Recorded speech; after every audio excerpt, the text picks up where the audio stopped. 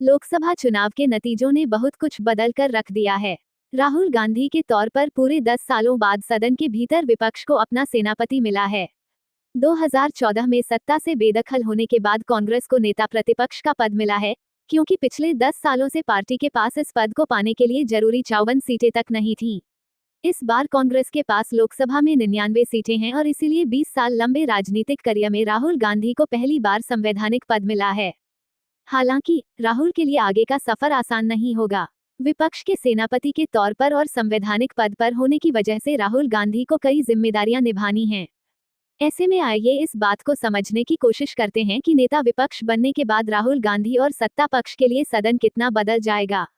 राहुल गांधी को नेता प्रतिपक्ष बनने के बाद किस तरह की शक्तियां मिलने वाली हैं, वो किन फैसलों में अपनी भूमिका निभाने वाले हैं और उन्हें किस तरह की सुविधाएं दी जाएंगी। कांग्रेस नेता राहुल गांधी को नेता विपक्ष बनने पर बधाई मिल रही है, लेकिन विपक्ष के नेता ये भी कह रहे हैं कि पूरे गठबंधन के हितों का ध्यान रखा जाए। नेता प्रतिपक्ष न सिर्फ अपनी पार्टी को बल्कि पूरे विपक्ष का नेतृत्व करता है। ऐसे में आइए जानते हैं कि राहुल को क्या शक्तियां मिलने वाली हैं। नेता प्रतिपक्ष कई जरूरी नियुक्तियों में पीएम के साथ बैठता है। मतलब ये कि अब प्रधानमंत्री नरेंद्र मोदी और राहुल गांधी साथ मिलकर कई फैसले लेंगे। दोनों के राय से फैसले लिए जाएंगे।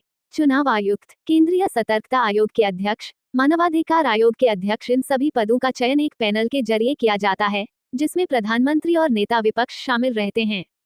अब तक राहुल गांधी कभी भी मोदी के साथ किसी पैनल में शामिल नहीं हुए हैं। राहुल गांधी भारत सरकार के खर्चों की जांच करने वाली लोक लेखा समिति के अध्यक्ष होंगे।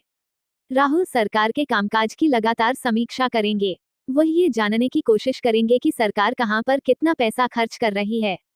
राहुल गांधी दूसरे देशों के राष्ट्रपति या प्रधानमंत्री को राष्ट्रीय मुद्दों पर अपना दृष्टिकोण देने के लिए भारत बुला सकते हैं। मतलब कि अगर वह किसी मुद्दे पर विदेशी मेहमानों से चर्चा करना चाहें तो वह ऐसा कर पाएंगे। नेता प्रतिपक्ष बनने के बाद राहुल को पद भी मिला है और उनका कद भी बढ़ गया है।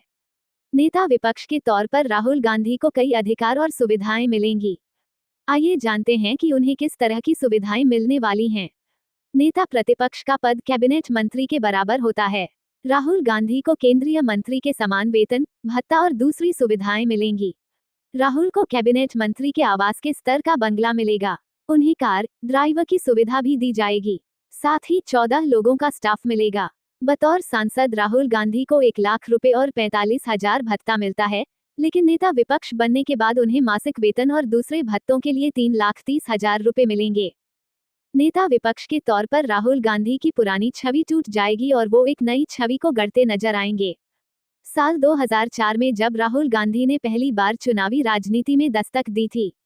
2004 में राहुल ने अमेठी लोकसभा सीट से चुनाव लड़ा था और जीत दर्ज की थी। राहुल का नेता प्रतिपक्ष बनना बेहद खास है, क्योंकि वह जब से चुनावी राजनीति में आए वो कोई पद लेने से बचते रहे। यहाँ तक कि पार्टी प्रमुख के पद से भी उन्होंने इस्तीफा दे दिया था। 2004 से 2014 तक कांग्रेस की सत्ता रही, लेकिन राहुल ने कोई मंत्री पद नहीं लिया। उन पर कैबिनेट पद के लिए दबाव भी था, लेकिन फिर भी उन्होंने मना कर दिया था। 2014 में कांग्रेस जब सत्ता से बाहर हुई तो नेता प्रतिपक्ष बनाने लायक सीटें भी हासिल नहीं कर पाई थी।